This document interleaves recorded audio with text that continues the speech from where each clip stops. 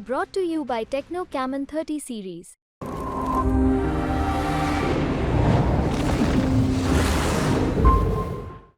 नमस्कार, बिहार तक में आपका स्वागत है और मैं हूं सुजीत।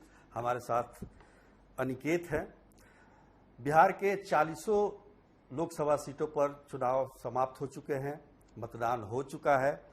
अब बारी है एग्जिट पोल की। देखिए, पिछले 2 महीने से मैं और अनिकेत लगातार बिहार का दौरा करते रहे। 40 सीट पर गए, वहां का आकलन किया, कौन आगे है कौन पीछे है, और उसके आधार पर हमने ये एग्जिट पोल तैयार किया है। पर एक बात और गौर करने की है कि चुनाव में चाचा भतीजा का बड़ा दिलचस्प रिश्ता होता है। बिहार में तो आप जानते ही हैं, नीतीश चाचा और तेजस्वी भतीजा। यूपी में भी इसी प्रकार का है और तमाम जगहों पर चाचा भतीजे की लड़ाई होती है। हम लोगों ने जो देखा है जमीनी स्तर पर बिहार में, वो एक चाचा भतीजे के नज़रिए से ही देखा है। अब भतीजे की नज़रिया कुछ और है, मेरा कुछ और है, लेकिन एग्जिट पोल एकदम कड़क है, सटीक है, उसमें कोई दिक्कत नहीं है उसमें, क्योंकि हम लोगों ने जो तरीका अपनाया है एग्जिट पोल का, जो मेथड अपनाया है, वो कुछ अलग किस्म का है। और उसी आधार पर हम लोगों ने ये एग्जिट पोल तैयार किया है कि अब 40 सीटों पर परिणाम तो 4 जून को आएंगे, लेकिन उससे पहले आपको बता दें कि इन 40 सीटों पर कौन आगे है कौन पीछे है, कौन जीत रहा है कौन हार रहा है, तो इसकी स्पष्ट जानकारी हम आपको दे दें। देखिए, 2019 के चुनाव की हम बात करें तो एनडीए की जो लहर थी वो काफ़ी ज़बरदस्त लहर थी। उसका अंदाज़ा इस बात से आप लगा सकते हैं कि 40 में से 39 सीटें तो एनडीए ने जीती थी, पर उसमें से 29 सीटें ऐसी थी जिसमें से एनडीए के उम्मीदवार 50% से ज़्यादा वोट लेकर आए थे। तो आप समझ सकते हैं कि कितनी बम्पर जीत थी। लेकिन इस बार की लड़ाई बड़ी कांटे की है। इस बार एक तरफा नहीं दिखा, सब जगह पर संघर्ष दिख रहा है। मार्जिन भी काफ़ी कम होगा। जैसे 2019 में 4,54,000 से मधुबनी में बीजेपी जीती थी, उसी प्रकार से 4 लाख से ऊपर मुजफ्फरपुर में जीत हुई थी बीजेपी की। लेकिन इस बार ऐसा नहीं दिखाई दे रहा है, मार्जिन कम होगा। पर जीत किसकी होगी ये हम बताएंगे। अनिकेत। चाचा हम इसलिए कह रहे हैं क्योंकि अभी हमारे चाचा ने आपको बताया कि बिहार की जो पूरी लड़ाई है वो चाचा भतीजे पर ही है। चुनाव शुरू होने से पहले भी चिराग पासवान और पशुपति पारस के बीच आपने देखा होगा किस तरीके से। अब 40 सीट पर हम और चाचा भतीजा जो है हम लोग घूम करके आए हैं। कई बार बहस भी हुआ हमारे बीच में। चाचा का कहना था कि इस सीट से एनडीए जीत रहा है और हमारा यानी कि भतीजा का कहना था कि यहाँ से महागठबंधन जीत रहा है। लेकिन हम लोगों ने चाचा भतीजे की लड़ाई जो है वो सुना होगा। सभी जगहों पर हमने नहीं कहा कि एनडीए जीत रहा है, कुछ ऐसी सीटें भी हैं बस सीटों को लेकर के यहाँ पर महागठबंधन काफी मजबूत स्थिति में है और आप ये नहीं कह सकते। लेकिन वो हमको आपको बताएंगे आगे एग्जिट पोल में।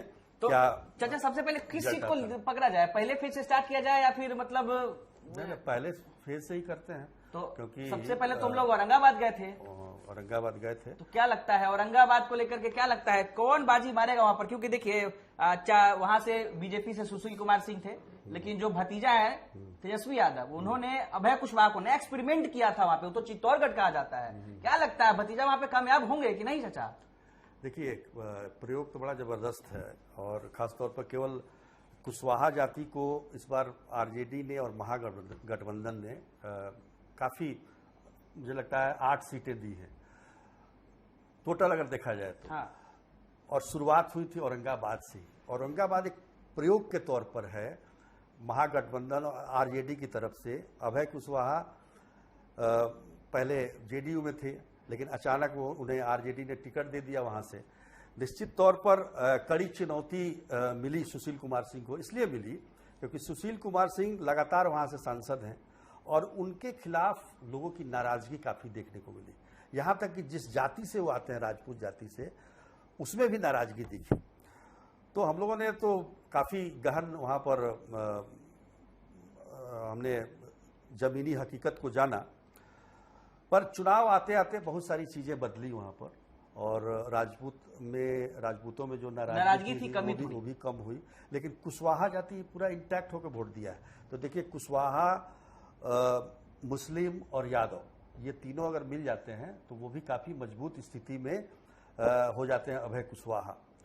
पर कहीं ना कहीं जो फैक्टर काम करता है, कई जो विधानसभा सेगमेंट हैं उसमें अगर देखा जाए तो मिला जुला कर लगता है कि सुशील कुमार सिंह काफी कम मार्जिन से हार जाएंगे वहां पर, उनको एज मिल सकता है। हार जाएंगे वहां पर अभय कुशवाहा? हाँ, हार जाएंगे, ये नहीं कर रहे हैं, एज मिल सकता है उनको, एज मिल सकता है, मतलब बढ़त जो है बीजेपी को है। बढ़त बीजेपी को है। और कई जगहों पर मुझे ऐसा लगा कि कुछ जो जैसे विधानसभा क्षेत्र हैं, टेकारी हो गया, टेकारी से भारी लीड मिल रहा है बल्कि सुशील कुमार सिंह को। तो टेकारी एक बहुत महत्वपूर्ण है उनके लिए, भूमिहार जात बहुल क्षेत्र है, और मुझे लगता है कि वहाँ उनको अच्छा खासा वोट मिला है।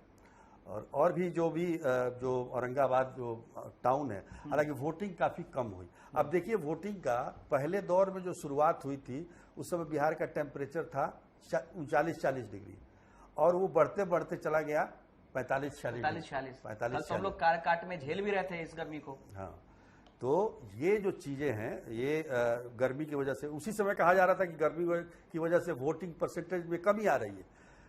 पर अब देखिए, हालांकि 2019 के बराबरी नहीं कर पाया है, पर फिर भी कहा जाएगा इस गर्मी में वोटिंग ठीक ठाक ही हुई है।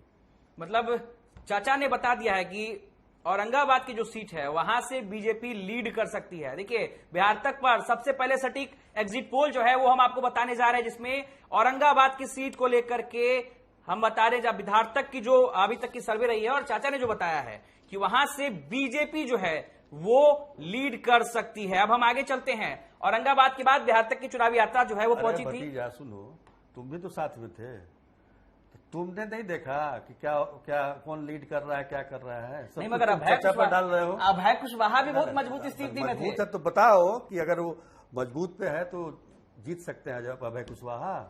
नहीं, अब चाचा का बात थोड़ा मानना पड़ेगा, क्योंकि अनुभव ज्यादा है। चाचा भतीजा जो है, तो तेजस्वी यादव चाचा से आगे निकल गया ना जी, लेकिन सत्ता में पीछे रह जा रहा है ना बार बार। हालांकि देखिए, कहीं तेजस्वी यादव आगे निकल जाए, आगे हम लोग देखते हैं क्या होता है।